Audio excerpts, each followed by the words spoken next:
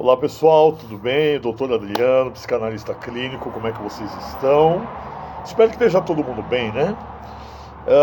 Você que estiver olhando esse canal pelo YouTube, tá? Eu vou pedir uma gentileza para você, vai lá, se inscreva no canal, ajuda o canal a crescer, curta. Se você gostar, compartilha, tá bom? Porque eu acredito que tem pessoas que seriam interessantes ouvir as mensagens, né? Tanto que hoje, na realidade, nós vamos falar sobre as decisões, né? E eu vou abordar na questão inconsciente das decisões. Então vamos fazer uma reflexão psicanalítica aqui, tá bom? Tá pronto? Bora lá.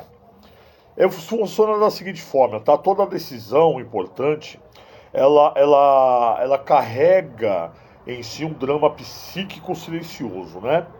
Então o que parece a superfície uma escolha racional, né?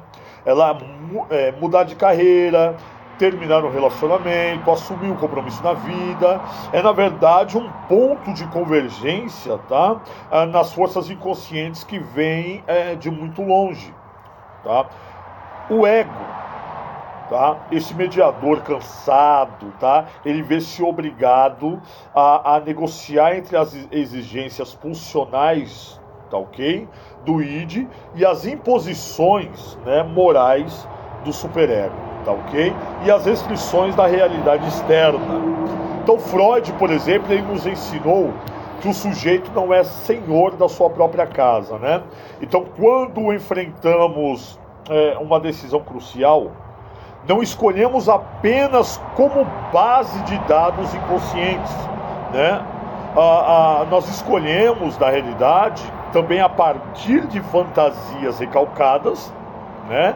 De desejos infantis não realizados, de culpas antigas, identificações com figuras parentais internalizadas, né?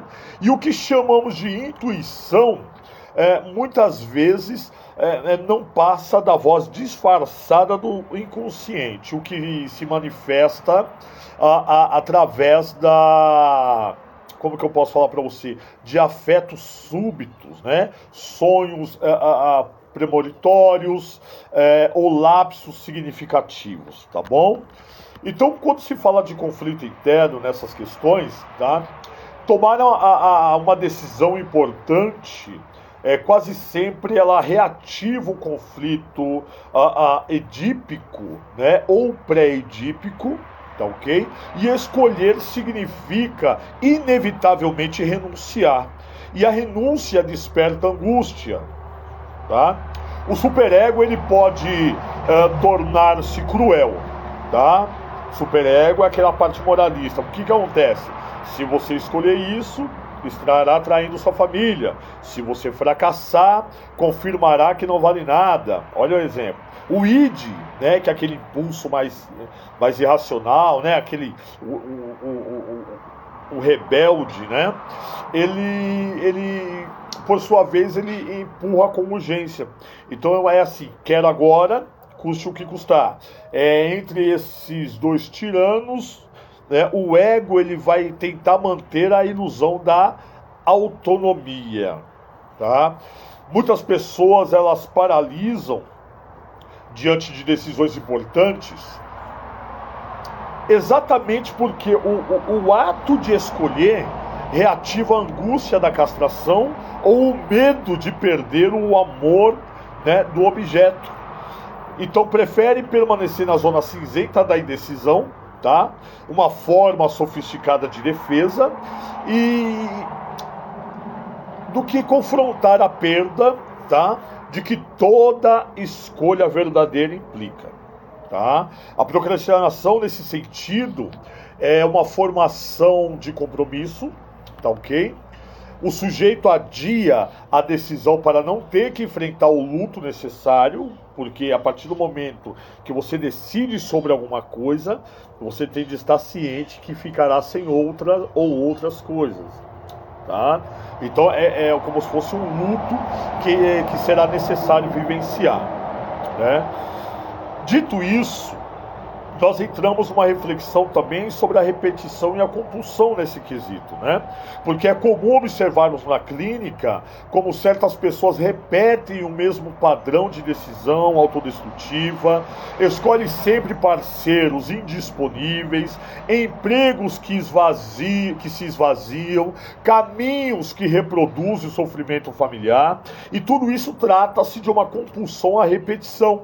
O inconsciente tenta, através do fracasso atual, né, dominar a experiência traumática antiga que não pode ser elaborada, né, que no caso não pôde ser elaborada. E a decisão importante torna-se assim um palco, né, onde se representa novamente o drama infantil não resolvido, tá? Então, quando a gente fala sobre essa questão da compulsão, da repetição, né, dessa luta que tem entre o ego e o superego para que o id possa equilibrar as coisas, aí entra-se o trabalho da elaboração. Tá? A psicanálise ela não promete decisões certas, tá? Ela propõe algo mais profundo, tornar o sujeito mais consciente dos fantasmas que o habitam, né? Quanto maior o acesso ao material inconsciente, tá? Por meio da associação livre dos sonhos e da transferência, né? Mais o ego pode exercer uma função mediadora e madura, né? Então a decisão deixa de ser um ato cego ou puramente defensivo para tornar-se um ato de criação subjetiva. Então decidir, em última instância, é um exercício de separação, tá? Separar-se, né, de uma versão antiga de si, de uma fantasia sustentada por anos, né, de um objeto amado, mas tóxico, ok? Portanto, um trabalho de luto, né? E toda decisão importante e bem-sucedida implica um pequeno assassinato simbólico, né? Matar a criança que queria de tudo, o pai imponente, a mãe funcional, o eu idealizado que nunca erra, né? Aquele que consegue decidir com relativa liberdade não é o que não sente angústia, mas o que consegue suportar a angústia sem ser dominado por ela, né?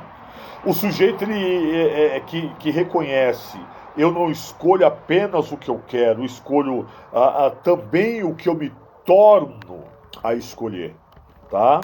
Então é exatamente nessa brecha entre o desejo, tá, o medo e a realidade que nasce de uma possibilidade, tá, de uma existência mais autêntica. Então, seja lá o que o sujeito ele tem a fazer na vida dele, ele precisa ter essa consciência, né, de que o processo que ele passa do apego, desapego, da renúncia e da decisão, tá, ela realmente faz parte de todo esse trâmite que acontece no inconsciente do sujeito. Um grande abraço para você, viu?